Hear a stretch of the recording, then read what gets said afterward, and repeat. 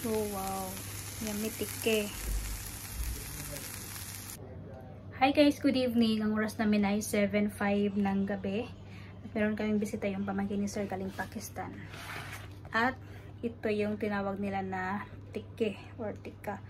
Masarap to guys kasi manok ito. Yan. Giniling na manok, tapos karning manok, tapos nilagyan ng mga spices. Marami silang nilagay dito guys. Kahit frozen siya, maamoy ko yung sobrang bangon niya guys. Tapos ito pa siya frozen. So ito yung lulutuin ko ngayon. I mean, prito lang siya guys. Kailangan mo lang siya i-prito, pero kailangan siya mahina na apoy kasi frozen siya. At yun, meron pa siyang mga ice-ice sa ilalim. Kahit kanina ko pa ito nilabas kasi kailangan siya ma-defrost saka siya i-prito. Pero yun, pwede naman siya prituhin kaagad. Pero ano, kailangan mahina yung apoy para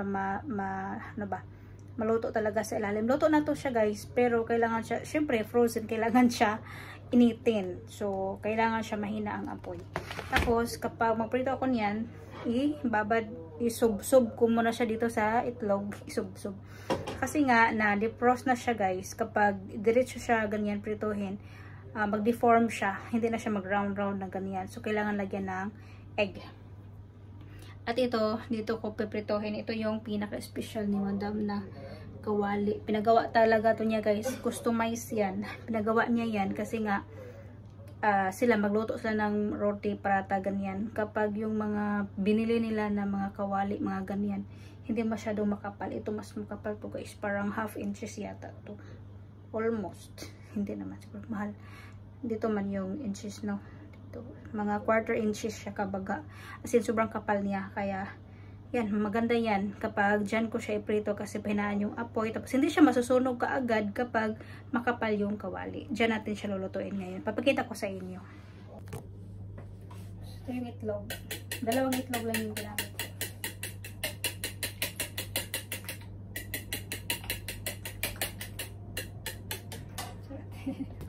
Bago ako magsimula mag-prito guys, kailangan ko mag-prepare nitong lalagyan kasi mamaya para dire-diretso na yung ginagawa natin. Ito, foil. Aluminum foil. Foil ba ito tawag?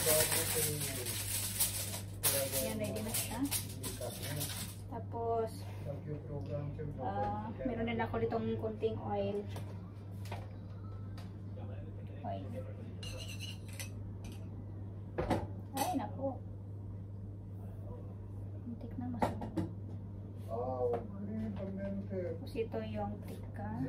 8 pieces yung lulutuin ko lang guys. So ngayon, start na natin. Ginagawa mo yun.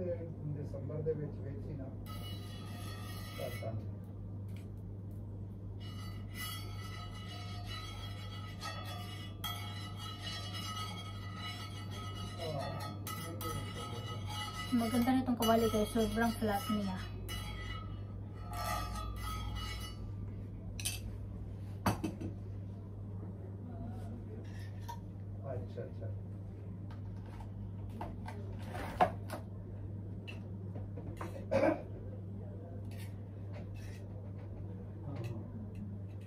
Mahina na yung apoy, pinahinaan ko na yung apoy guys.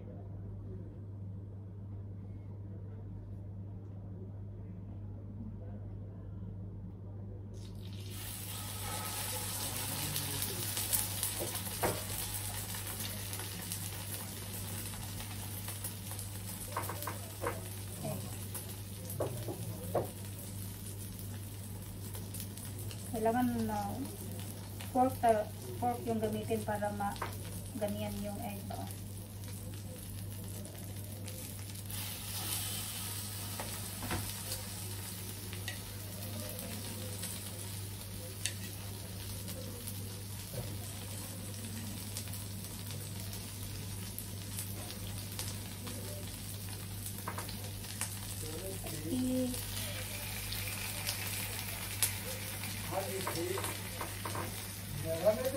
जबरदस्त परफॉर्मेंस की थी ये गाने के जी वीडियो अच्छा बच्चे ने इससे थोड़ा सा हौसला में इधर से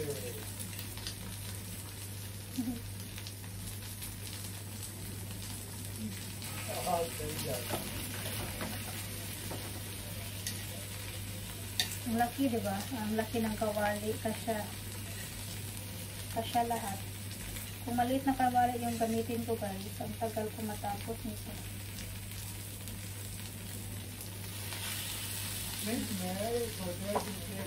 Pang dalawa.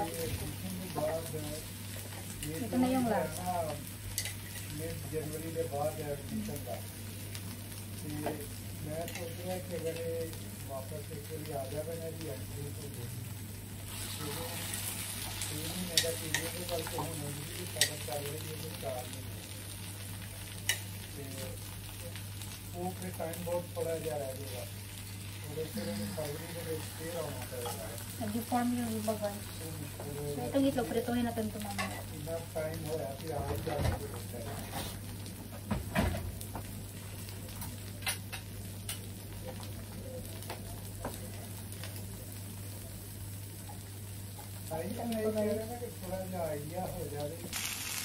So yan siya guys. Di ba ang laki ng kawali oh. 8 pieces kasya dyan. At malalaki yan. Ngayon ay bali-bali ko na nato muna sa yung pinakaunang nailagay ko bali. Bali ko na nato.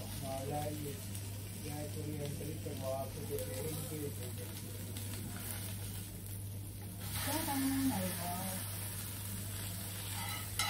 Lagyan ko siya ng more oil pa guys. Tingnan nyo, ganda naman siya.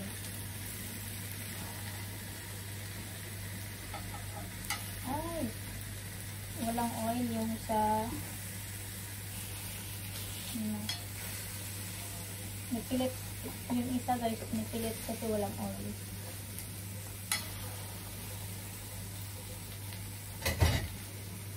Ito oil, nipilit, wala siyang oil. So, lagyan natin ng oil.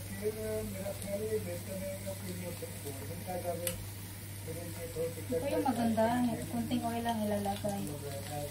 Pero, wala ka. Kung amo kong babae magluto nito, ang daming oil ilalagay.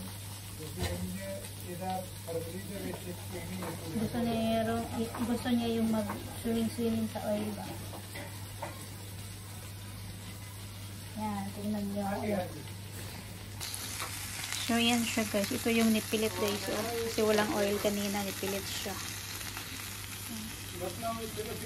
Entry चाहिए तो yan apple.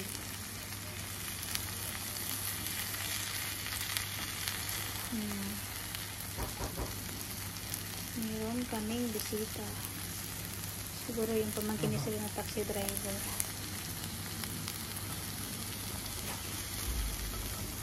Yan, diba? So, wow. Yummy tike. At ayan na siya guys. Ready na. Diba? Sobrang ganda niya tingnan. Oh, so yummy. Sarap niya tingnan guys. Pero, yan. Manghang. Pero masarap yan. So, yun siya guys. Perfect yung pagluto niya. Hindi siya na-deform kasi slow fire at saka may itlog. Diba? Otherwise, ma-deform talaga yan kasi nga frozen tapos dinefrost. So, mag-deform talaga. Pero, yan. Dahil sa mahinang apoy at saka may itlog kaya buo pa rin yung shape niya. Diba? Maganda siya tingnan. Perfect siya guys. So guys, sobrang special pala nito kasi homemade ito. Well, hindi ka makabili ng ganito sa tindahan. Kailangan gawin talaga siya sa bahay. Yan. At meron na bunog ako dito guys. So, kanina na nabunog ako. Na parang natang gikulatan ito. Marami tayong bunog sa katawan. So, yun na siya guys. At saka masarap to kasi nilagyan siya ng chickpea. Alam nyo ba yung chickpea guys? Yung malaking basta chickpea siya sa English. Masarap yan kasi karne manok at saka chickpea yung nilagay dito. Tapos mga spices. So, fair enough. Look. Yes, good. Say hi to my vlog. Yeah. Yeah. Hello guys, see. Oh, Joey, what is this? Kebab. Oh. I told this chicken, then yeah, chicken is telling this is Shami kebab. Finish? This is good. Yes. Okay. Very dry, very nice shape na. Good. Okay, and then make this other dal and this keep ready. So yun guys, hanguin na natin. Perfect siya guys. Hindi ko na i-off yung apoy kasi mag-init din ako ng roti ba.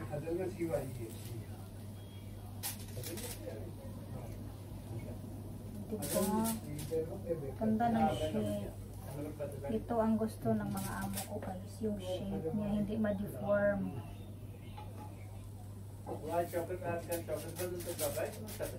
Meron kami bisita, 3 bisita.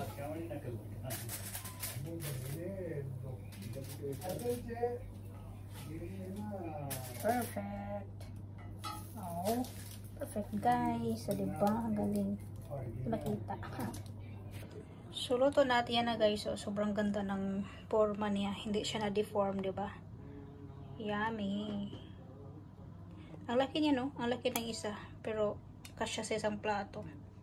So, yan lang guys. Thank you for watching. Bye-bye. God bless everyone.